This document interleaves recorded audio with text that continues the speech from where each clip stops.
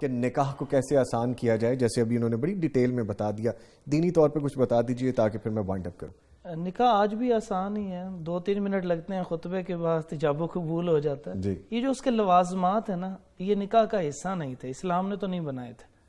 تو وہ جو چیز اضافی لے کے آتے ہیں، اس کو چاہے آپ اسلام سے جوڑیں نہ جوڑیں، وہ جو اسلام سے ہٹ کے ہوتی ہے نا، وہ انسان کو مشقت ڈال۔ کئی ایک عبادات متاثر ہوتی ہیں، کئی ایک انسان کی زندگی کے معاملات متاثر ہوتے ہیں، جو ہم کہتے ہیں نکاح مشکل ہے۔ نکاح آج بھی آسان ہے، وہ چند لمحے ہیں وہ جو نکاح کے ہیں وہ آسانی سے ہے، اور آپ نکاح مکمل کر نکاح بس اتنا ہی ہے، باقی ہم نے خرافات اکٹھی کر لی، خرافات سے اضافہ کیا، اس سے اگر ہم بچ سکیں، کیونکہ وہ دین کا حصہ نہیں ہے، وہ ہم نے اپنے اوپر لازم ایڈ آنز کر لیے ہم نے۔ سر ویری وارم ویلکم، بہت بہت شکریہ، پلیئر ہیونگ یو، بڑا اچھا لگا۔ ہم پھر بھی اس پہ ایک سیشن رکھیں گے جو اور مزید سیر حاصل ہو۔ میں اپنے مہمانوں کا شکریہ ادا کروں گا، میرے ساتھ موجود تھے پروفیسر ڈاکٹر صاحب۔ ابھی جب ہم گفتگو کر رہے تھے تو حافظ صاحب کی بات پہ آپ نے مجھے ایسا جسچر دیا، کچھ ایڈ کرنا چاہ رہے ہیں، کیا آیا آپ کے ذہن میں؟ میں یہ سمجھتا ہوں کہ یہ جو بہت زیادہ ہمارا ایک رویہ بن گیا ہے نا جہیز کے حوالے سے، تو اس کا سبب ایک بنیادی یہ بھی ہے کہ ہم یہ نکاح سے پہلے نا کچھ رسومات کرتے ہیں۔ جی، مثال کے طور پر کچھ نے اس کا مہندی رکھا ہوتا ہے، کچھ نے اکٹھ کوئی میل جو مرضی کہہ لیجئے، وہ کچھ دن پہلے ہوتا ہے اور پورا خاندان آتا ہے۔ جی، اب اس میں ایک تو ہوتا ہے اجتماع، وہ شرعی ہے یا غیر شرعی کا مسئلہ نہیں، اس وقت اس کے اندر ایک اضافی رسم شامل ہو گئی۔ وہ رسم ہے کہ وہ جو کچھ دیا جا رہا ہے وہ دکھانا ہے۔ اب جب آپ کو کسی کو دکھانا ہے تو اس دکھانے کے لیے آپ اپنی عزت رکھنے کے لیے بھی بہت چیزیں بنانے بیٹھ جاتے ہیں، اس دکھاوے کے لیے اپنے آپ کو پیس دیں گے۔ بالکل۔ جی، اب ایک نوجوان ہے، اس کی شادی کے لیے بالغ ہونے پہ شادی کا حکم ہے، اگر اس کے اسباب مہیا ہو گئے تو 12-13 سال کی عمر میں بالغ ہو رہا ہے، 11 سال کی عمر میں، اب اس کو 22-23 سال کی عمر میں نکاح ہونا ہے۔ 2-3 سال لیٹ اس لیے کر رہے ہیں کچھ پہلے بن جائے، ادھر بیٹیاں لیٹ کی جا رہی ہیں کہ پہلے جو ہے وہ کچھ یہاں پہ اس کا جہیز بن جائے، اور وہ اگر آگے ڈیمانڈ نہ بھی ہو تو جب ہم نے اس کو 1-2 دن پہلے لوگوں کو بلانا رشتہ داروں کو، وہ کیا کہیں گے ہم نے کیا دیا اپنی بیٹی کو؟ تو وہ دکھانے کے چکر میں نا بہت کچھ بنانا ہے، اگر ڈیمانڈ نہ بھی ہو تو یہ اپنے رکھ رکھاؤ اور اپنی عزت کے لیے۔ یعنی ڈاکٹر صاحب جیسے آپ فرما رہے ہیں شو آف کی جو گیم ہے، جی بالکل، اس کے چکر میں بندہ قرض بھی لے لیتا ہے، بندہ مرض بھی لے لیتا ہے، بیماریوں میں بھی مبتلا ہو جاتا ہے، سوسائٹی کی بھی باتیں سنتا ہے اور بعد میں پھر وہی قرض اتارنا مشکل ہوا ہوتا ہے، تو یہ اپنی خامی بھی ہے۔ جی اپنی۔ ڈاکٹر صاحب ہم بات کر رہے تھے وراثت کے حوالے سے، ہم نے پہلے تو یہ دیکھا کہ بیٹی کو جہیز دے دیا گیا، پھر اگر ذہن میں یہ رکھ لیا گیا کہ اب اس کو وراثت نہیں دینی، پہلی بات تو یہ بتائیے گا جیسے آپ نے آغاز میں کہا کہ غلط ہے، دوسرا یہ بتائیے گا کہ جہیز بھی دیا، پھر ماں باپ اپنی خوشی سے بھی کچھ تحائف دیتے رہتے ہیں، پھر بھی وراثت کا ایلیمنٹ وہیں پر رہے گا یا چیزیں چینج ہوں گی؟ وراثت کا ایلیمنٹ وہیں پہ رہے گا، کیونکہ جو زندگی میں دے رہے ہیں وہ تو ہبہ ہے، جی، اور ہبہ کا جو اصول ہے شریعت نے دیا ہے، نعمان بن بشیر رضی اللہ تعالیٰ عنہ والی حدیث میں رسول اللہ صلی اللہ علیہ وسلم فرمایا اعدلوا بین اولادکم، اولاد کے درمیان عدل کرنا ہے، ایک تو اس کا اصول یہ ہے۔ تو اب جب عدل کریں گے تو بیٹے کو بھی جتنا دیں گے اتنا ہی بیٹی کو دیں گے۔ عام طور پہ یہی تصور ہوتا ہے بیٹے کو کاروبار کروا دیا اور بیٹی کو جہیز دے دیا، تو یہ غیر شرعی اصول ہے۔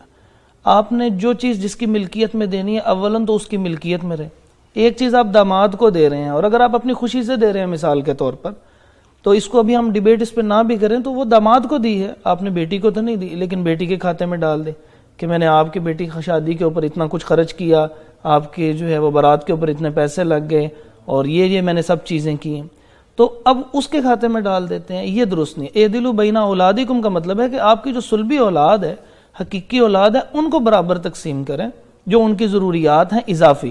ہاں البتہ ایسی ضروریات ہیں جو اس کی صحت کے حوالے سے، اس کے اندر عدل یہی ہے کہ اس کی جتنی ضرورت ہے اس کے مطابق اس پہ خرچ کریں، کسی پہ بہت زیادہ ہو سکتا ہے کسی پہ کم، لیکن یہ جو جہیز کے پرسپیکٹیو سے ہے وہ یہ ہے کہ آپ نے جتنی چیز اس کو دی ہے خوشی سے، بیٹے کے لیے اگر کوئی چیز کی ہے تو بیٹی کے لیے اتنی کر دیں یا اتنی مالیت اس کو دے دیں، اور اسی طرح زندگی کے اندر جو ہے ساری جائیداد کی تقسیم نہیں ہے۔ لیکن جو وراثت ہے وہ وراثت کل مال کو ہے، اسی لیے اس کو ترکہ کہتے ہیں، یعنی جو ترک کر کے دنیا سے رخصت ہو گیا۔ اب اس کے اندر جو سورۃ النساء کی آیت نمبر 11 ہے اس میں للذکر مثل حظ الانثیین، تو اب جب وہ زندگی میں تحفہ دے رہا ہے وہ تو دے کے چلا گیا ہے، لیکن اللہ تعالیٰ نے فرمایا جب تم دنیا سے رخصت ہوگے تو اولاد کے درمیان جو ہے بیٹے اور بیٹی کے درمیان 2-1 کی نسبت برقرار رہے گی، اس کا اس سے تعلق کوئی نہیں ہے۔ یہ جو زندگی کے کام ہے وہ بعد والے نہیں ہوتے، جیسے جنازہ پہلے نہیں ہو سکتا اسی طرح اس کا جو ہے کوئی اثر نہیں پڑے گا، اسی طرح یہاں پہ اس کا بھی کوئی اثر نہیں پڑے گا، جو تحفہ دے دیا اس کا وراثت سے کوئی تعلق ٹھیک ہے، یعنی وراثت اپنی جگہ سٹینڈ کرے گی جیسے آپ نے پہلے کہا. سر یہ فرمائیے گا کہ جہیز کی ہی وجہ سے بڑی ہماری نوجوان بچیاں اب تو بڑی عمر تک بھی چلی جاتی ہیں، جہیز کی وجہ سے شادیاں نہیں ہوتی، پھر وہ ایک گناہ کی زندگی بھی علیحدہ سے شروع ہو جاتی ہے. جیسے اکثر سینگز میں یہ بھی دیکھنے میں آتا ہے کہ نکاح اتنا مشکل کر دیا گیا ہے اور زنا بالکل آسان ہو گیا. معاشرے کا یہ ڈیلیما ہے. یہ بتائیے گا کہ اس ساری سچویشن میں ہمارا دینی طبقہ اپنا کیا کردار ادا کر سکتا ہے؟ دینی طبقہ یہ کردار ادا کر سکتا ہے کہ لوگوں میں اویئرنیس پیدا کرے. دیکھیں اسلام نے جو اصل کام دیا ہے نا، یہ خطبہ جمعہ جو دیا ہے اور اب سوشل میڈیا بھی چلیں آ گیا ہے، یہ اس لیے ہوتا ہے کہ اس ہفتے میں ایک دن ایسا ہو جب لوگ بیٹھیں اپنے سوشل ایشوز کے بارے میں اسلامی رہنمائی لے سکیں. تو ان ایشوز کو بھی اگر ممبروں میں محراب سے ساتھ ڈسکس کیا جائے، جیسے آپ نے یہاں پہ اس کو ایک ڈسکس کرنے کا سلسلہ شروع کیا ہے، ایسے اور بھی بہت سارے ایشوز ہوں گے، تو اس طرح اویئرنیس پیدا ہوگی. اور اس اویئرنیس میں ہمیں یہ بتانا ہے کہ سادگی ہے اسلام میں. رسول اللہ صلی اللہ علیہ وآلہ وسلم نے نکاح کی ہے اللہ تعالیٰ کے حکم سے، لیکن کہیں ایک بھی کم از کم میرے علم میں تو نہیں ہے کہ کوئی ایک زوجہ محترمہ اس امت کی ماں ایسی ہو کہ جو جہیز کچھ ساتھ لے کے آئی ہو، یا اتنی محبت کرنے والے ابو بکر صدیق رضی اللہ تعالیٰ عنہ نے بھی ساتھ کچھ دیا ہو، عمر رضی اللہ تعالیٰ عنہ نے بھی کچھ ساتھ. تو یہ سادگی کے بالکل صریح خلاف ہے. تو سادگی کے چونکہ خلاف ہے تو لہٰذا جتنا آپ کمپلیکس کرتے جائیں گے سسٹم کو، جتنی ڈیمانڈز بڑھتی جائیں گے، نکاح مشکل ہوتا جائے گا. اور نکاح مشکل ہوتا ہے تو گناہ آسان ہوتا ہے. گناہ صرف اور صرف جو ہے وہ زنا کی طرف نہیں لے کے جاتا، بلکہ انسان بدگمانی میں آ جاتا ہے، انسان جو ہے وہ تلخی میں آ جاتا ہے، ایک دوسرے سے اختلافات بڑھتے چلے جاتے ہیں. تو یہ بھی تو ساری گناہ کی صورتحال ہے جو نکاح لیٹ ہونے کی وجہ سے گھریلو چپکلیشیں بڑھتی چلی جاتی ہیں. تو یہ بھی سب انہی چیزوں کے اندر آتے ہیں. یعنی ذمہ داری پھر یہ بھی عائد ہوتی ہے کہ اگر جمعے کا اکٹھ ہے تو اس خطبے میں آپ بیان کریں، وہاں پہ لوگوں کو سمجھائیں، سوسائٹی کے ایشوز ڈسکس کریں، یہ ذمہ داری عائد ہوتی ہے ہم پہ. ٹھیک ہے. جیسے ڈاکٹر صاحب ابھی حافظ صاحب نے کہا ہے کہ یہ جہیز ایک تو وہ ہے جیسے ہم اپنی بچی کو دیتے ہیں یا والدین اپنی کسی بیٹی کو دینا چاہتے ہیں، یہ تو یہ معاملہ ہو گیا، یا ان سے ڈیمانڈ کیا جاتا ہے. اگر لڑکے والے وہ مانگیں کہ یہ ساری چیز چاہیے، یہ ہمیں چاہیے، ہمیں کیش چاہیے، جیسا ابھی یہ فرما رہے تھے کہ گاڑی چاہیے، یعنی کہ وہ چیز وہی جہیز میں چلی گئی. اب اس کیس میں جیسے وہ خاتون آگے کہہ رہی ہیں ہمیں لڑکے سے یہ بھی چاہیے، لڑکے کے پاس یہ بھی ہونا چاہیے، اس ڈیمانڈ کو کیا کہیں گے؟ اس کو تو ہم نے جہیز کہہ دیا، یہ پھر کیا ہوگا جو لڑکی والے چاہ رہے ہیں؟ یہ وہی ایک سوسائٹی کی کننگنیس ہوتی ہے، اس کی ایک ہرس ہوتی ہے نا. اور یہ ساری کی ساری سوسائٹی اکٹھی ڈیولپ ہوتی ہے، سوسائٹی ہوتی ہے، ورنہ تو وہ انڈیویجول ہوتا ہے نا، انفرادی. جی. تو یہ سارے کا ایک ہی رویہ ہو چکا ہے کہ ہم لوگ اپنی بہتری کے لیے سوچ رہے ہیں، اپنے آپ کو سوچتے ہیں. جذبہ اثار ختم ہو گیا اور شریعت کے ساتھ جو ہے وہ تمسک ختم ہو گیا. ہم نے صرف اور صرف چند اختلافی مسائل سمجھ لیا ہر انسان نے، اور سمجھ لیا کہ شاید اسلام مکمل ہو گیا. نہیں، Islam is a complete code of life. وہ اسی لیے ہے کہ وہ ہر چیز کے اوپر ایڈریس کرتا، ہر چیز کے ڈائریکٹیوز دیتا ہے. تو ان چیزوں کے اندر بھی ہم نے اس کو پڑھا نہیں ہے. ہم نے سمجھ لیا کہ بس شادی سے پہلے جو ہے وہ چیزیں چند ضروری ہیں، وہ ایک ڈگری کا حصول ہوگا اور اس کی ایک تیاری ہوگی، شاید یہی ہے. اور اسلام اس کے بارے میں کچھ رائے نہیں رکھتا. اگر وہ اسلام کو باقاعدہ پڑھتے تو ان میں سادگی سمجھ آتی، ان میں جو ہے وہ شو آف کا کانسیپٹ کی ممانت ان کو سمجھ میں آتی.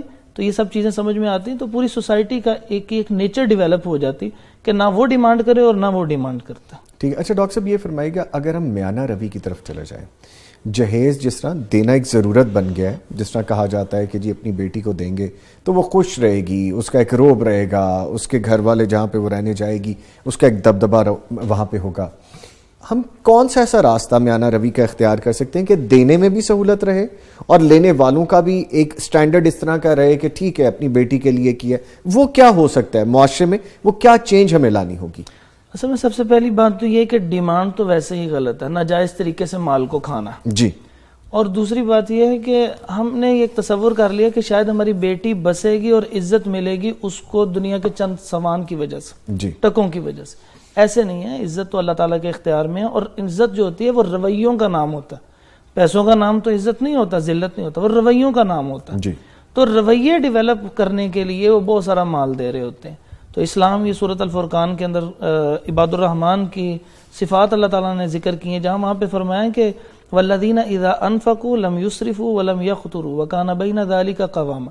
کہ نہ تو وہ حد سے زیادہ بڑھتے ہیں اور نہ ہی وہ کنجوسی اور بخل کرتے ہیں، ضروریات سے بھی پیچھے ہٹ جائیں، وہ اس کے درمیان چلتے ہیں، میانہ روی اختیار کرتے ہیں۔ اصلاً جہیز نہیں ہے اسلام میں۔ اگر کوئی تحفتاً دینا چاہے اور اپنے بیٹوں کو بھی وہ کچھ ضروریات زندگی لے کے دیتا ہے تو داماد اور بیٹی بھی بیٹوں اور بیٹیوں کی طرح ہی ہوتے ہیں۔ ان کو اگر کوئی تحفہ دینا چاہے تو پھر وہ ہلکا پھلکا وہ تحفہ ضرورت کا دے سکتا ہے، بلا ضرورت تعیشات کی طرف نہ جائے، تاکہ اس کی حوصلہ شکنی ہو۔ حوصلہ شکنی پوری سوسائٹی کی ہوگی تو چلے گی۔ تو اگر کریں بھی تو وہ ایک میانہ روی کی چال ہو اور صرف شو آف نہ ہو، تو پھر جو ہے وہ اسلامی نظریے کے مطابق، یعنی اگین وہی دین کے مطابق میانہ روی رکھیں، پیرالل چلیں تو پھر بہتری ہی ہے، ادروائز یہ بگاڑ بڑھتا ہی جائے گا۔ حافظ صاحب یہ فرمائیے گا کہ ایک تو جہیز دیا جاتا ہے یا ڈیمانڈ کیا جاتا ہے، پھر اس کی نمائش بھی کی جاتی ہے، جس طرح ابھی ڈاکٹر صاحب نے کہا کہ اس کو دکھایا بھی جاتا ہے، یہ بھی ایک رسم بنا دی گئی ہے، اور جب دکھانے پہ چلیں گے تو پھر اپنا خود بیڑا غرق کریں گے۔ اب اس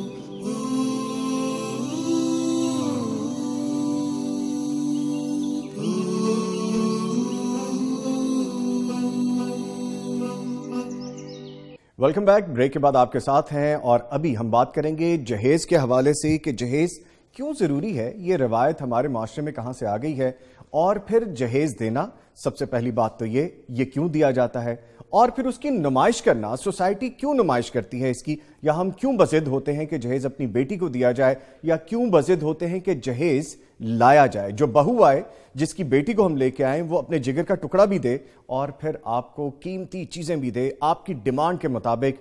یہ کیا کویسچنز ہیں، یہ کیا روایات ہیں، ان پہ بات کریں گے۔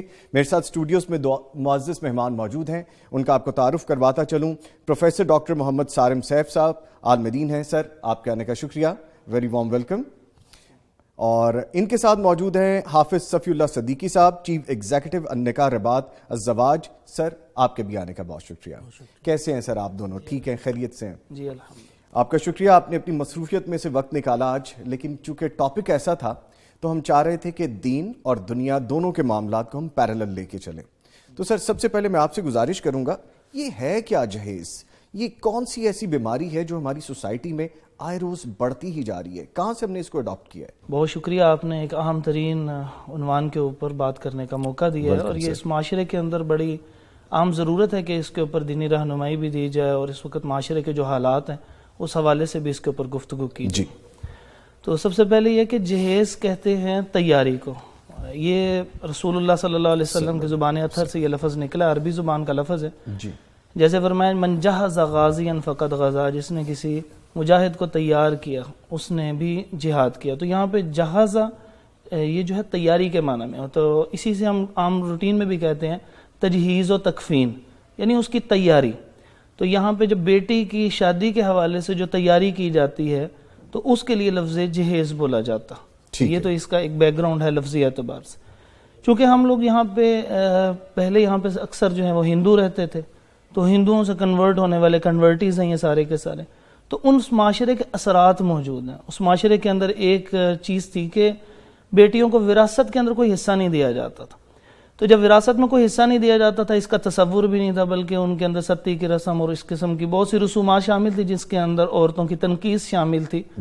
تو اسلام نے تو اس کی ساری نفی کی ہے، لیکن وہ چونکہ وہی معاشرہ تھا، وہیں سے ہونے والے مسلمان تھے، تو ایک رواج بن گیا تھا ہندوؤں کے اندر جو اصلاً کہ وہ اپنی بیٹی کو جب اپنے گھر سے ودا کرتے تھے تو ایک تیاری کر لیتے تھے کہ اب ہم نے اس کے لیے کچھ نہ کچھ کرنا، تو وہ اس وقت کچھ نہ کچھ کر کے اس کو ودا کر دیا اور مستقل بھیج دیا۔ یعنی اس کے پیچھے اس وقت سوچ یہ تھی کہ حصے کی بجائے اس کو جہیز دے دیا۔ جی بالکل، اس کی سوچ یہ تھی، ٹھیک ہے، جبکہ اسلام نے اس کی ممانعت کی ہے۔ اسی وجہ سے سورۃ النساء کی آیت نمبر 13-14 کے اندر جب پہلے 11-12 میں وراثت کے احکامات بیان ہوئے تو اس کے بعد بتایا کہ 13 کے اندر کہ جو ان وراثت کے احکامات کو مانے گا تو اس کے لیے انعامات ہیں، اور پھر فرمایا کہ وَمَن يَتَعَدَّ حُدُودَ اللَّهِ، تو اس کو اللہ تعالیٰ نے وراثت کے احکامات کو حدود کہا۔ ٹھیک ہے، تو اس کا مطلب یہ ہے کہ اگر ہم اسی ہندو تصوراتی جہیز کو لیں گے، یعنی جو بدل وراثت ہے، تو پھر اس نے حدود اللہ کے اندر جو ہے وہ تبدیلی کرنے کی کوشش کی۔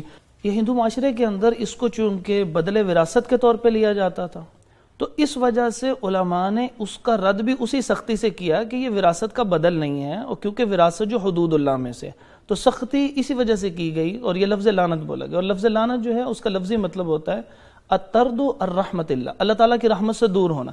جب ہم حدود اللہ توڑتے ہیں تو اللہ تعالیٰ کی رحمت تو نہیں حاصل ہوتی، وہ تو اللہ تعالیٰ کی رحمت سے ہم دور ہوتے ہیں۔ تو اس لیے یہ عام زبان زد عام ہو گیا کہ جہیز ایک لعنت ہے، یعنی اگر آپ اس کو بدلے وراثت کے طور پہ لے رہے ہیں تو اللہ تعالیٰ کی حدود توڑ رہے ہیں، اور اللہ تعالیٰ کی حدود توڑنا اللہ کی رحمت سے دوری کا سبب ہے۔ لیکن چونکہ اس معاشرے کے اندر اب وہ چیز رہی نہیں، اس زمانے کے اندر اس کی ضرورت تھی، تو یہ لفظ اس وقت بولا گیا، لہذا اب ہمیں اس لفظ سے اجتناب کرنا چاہیے۔ آپ اس کو ایک ناسور کہہ سکتے ہیں، خرابی کہہ سکتے ہیں، لیکن ایسے الفاظ جو ہے اب اس کی ضرورت نہیں رہی۔ ٹھیک ہے، تو سر پھر آپ نے بڑی تصحیح کی، کیونکہ اکثر یہی بولا جاتا ہے، تو پھر سمجھنے کے لیے یہ بھی بتائیے کہ نبی کریم صلی اللہ علیہ وآلہ وسلم نے اپنی بیٹیوں کو جب جہیز دیے، اور ہمیں سمجھنے کے لیے ذرا آسانی ہو جائے گی، آپ کی جیب کیا اجازت دیتی ہے، آپ دل سے کیا کرنا چاہتے ہیں، شریعت کیا کہتی ہے، یہ گائیڈ کیجئے ذرا۔ آپ نے بڑا اہم سوال کیا ہے، اور ان دنوں میں آپ کے علم میں بھی ہے کہ ایک بہت ایشو بھی چلا ہوا ہے۔ تو اس حوالے سے جو اصل دینی رہنمائی وہ یہ ہے کہ سنن ابن ماجہ کے اندر ایک حدیث موجود ہے، 4152 نمبر حدیث ہے جی، اس کے اندر رسول اللہ صلی اللہ علیہ وسلم کا ذکر ہے کہ آپ صلی اللہ علیہ وسلم جو ہے وہ سیدہ فاطمہ رضی اللہ تعالیٰ عنہ کے گھر جاتے ہیں، حضرت علی رضی اللہ تعالیٰ عنہ بھی موجود ہیں، فاطمہ رضی اللہ عنہ بھی موجود ہیں، اور انہوں نے ایک اونی چادر لی ہوئی ہے، اور وہیں پہ ان کے پاس ایک مشکیزہ بھی موجود ہے، اور ایک جو ہے بعض نے تکیہ ترجمہ کیا اور بعض نے گدا ترجمہ کیا، جس کے اندر اذخر جو گھاس تھی اس گھاس سے اس کو نرم کیا گیا، یعنی جیسے آج ہم روئی وغیرہ اور پولیسٹر ڈالتے ہیں تو اس کو کچھ نرم اور سہولت کے لیے۔ ٹھیک ہے، اب یہ تین چیزوں کے متعلق آتا ہے کہ رسول اللہ صلی اللہ علیہ وسلم نے جہازہ ہوا، کہ آپ صلی اللہ علیہ وآلہ وسلم نے ان دونوں کے لیے یہ تیار کر کے دیا۔ اب اس کی اصل توجہ یہ ہے کہ رسول اللہ صلی اللہ علیہ وآلہ وسلم نے، بعض علماء کہتے ہیں کہ حضرت علی رضی اللہ تعالیٰ عنہ کی جو ہے کچھ چیزیں موجود تھیں، ان کو سیل کرنے کے بعد ان کی چیزوں کو لے کے دیا کہ یہ اب آپ کا گھر ہے، تو اب اس کی ضروریات کے مطابق، ایک انسان اکیلا رہتا ہے اس کی کیفیت اور ہوتی ہے، ایک انسان جو ہے وہ پوری فیملی کے ساتھ ہے، اب نئی فیملی بن رہی ہے، خاندان ہے، اس کے کچھ تقاضے ہیں، اس اعتبار سے ان کی ضروریات کو پورا کر کے دیا۔ دوسرا یہ ہے کہ حضرت علی رضی اللہ تعالیٰ عنہ جو ہیں وہ رسول اللہ صلی اللہ علیہ وآلہ وسلم کے زیر کفالت تھے، تو جو زیر کفالت ہوتا ہے وہ بیٹوں کی طرح تھے رسول اللہ صلی اللہ علیہ وسلم کے، اور داماد بھی بن گئے، اب وہ بھی بیٹا، تو دوہرا رشتہ ہو گیا، تو بیٹی بھی وہاں جا رہی ہے، تو یہ اس اعتبار سے بطور شفقت والد کے طور پہ رسول اللہ صلی اللہ علیہ وسلم نے ان کو یہ چیزیں مہیا کی تاکہ اپنے گھر کے اندر سہولت ہو سکے۔ اب اس کے اوپر محدثین نے جو باب قائم کیا ہے نا، وہ ہمیں اس کے بارے میں صحیح رہنمائی دے گا آپ کے سوال سے متعلق۔ وہ باب امام ابن ماجہ رحمۃ اللہ تعالیٰ نے قائم کیا ہے کہ رسول اللہ صلی اللہ علیہ وسلم کے گھر والوں کا زہد دیکھیے کہ ان کے گھر کے اندر کتنی سی چیزیں ہوتی تھیں اور وہ زندگی بسر کر رہے۔ اب اس بات کو لے کے جو ہے وہ دو ایکسٹریم بن گئے، ایک نے کہا جہیز بالکل جائز ہے کہ رسول اللہ صلی اللہ علیہ وسلم نے دیا اپنے زمانے کی ضرورت کے مطابق، ٹھیک ہے، یہ بھی ایک ایکسٹریم ہے۔ وہ باب قائم کیا جا رہا ہے کہ اس حدیث میں ہے کہ کیسی کیفیت تھی، اور ہم نے وہ اتنا جہیز کا ایک ایسا بوجھ ڈال دیا اور وہی ہندوانہ رسوم کو اپنے اوپر جو ہے وہ اسی کو کھینچ کے لے آئے، تو یہ وہ چیز نہیں بنتی۔ یہاں سے زہد کا باب بنتا ہے کہ اپنی ضرورت کے مطابق کیا جا سکتا ہے۔ اور دوسری ایکسٹریم یہ ہوئی کہ انہوں نے کہا نہیں، جو حضرت علی رضی اللہ تعالیٰ عنہ کی ہی چیزیں دی ہیں تو بالکل جہیز ناجائز ہے۔ بالکل جہیز ناجائز نہیں ہے، ایک تیاری ہے، اگر انسان بطور تحفہ دینا چاہے اور اس سے وہ ہندوانہ رسوم کا جو ہے وہ وہی ساری چیزیں نہ ہوں، خالی صرف تحفہ دینا چاہ رہا تو اپنے بیٹے کو بھی تحفہ دے سکتا ہے، بیٹی کو بھی دے سکتا ہے، شادی کے موقع پہ بھی دے سکتا ہے، شادی کے بعد بھی دے سکتا ہے، تو اس میں کوئی قباحت نہیں ہے، لیکن اس کی ضرورت کے مطابق جو اس کی بیسک نیڈز ہیں اگر اس گھر میں موجود نہیں ہے تو اگر وہ دینا چاہتا ہے تو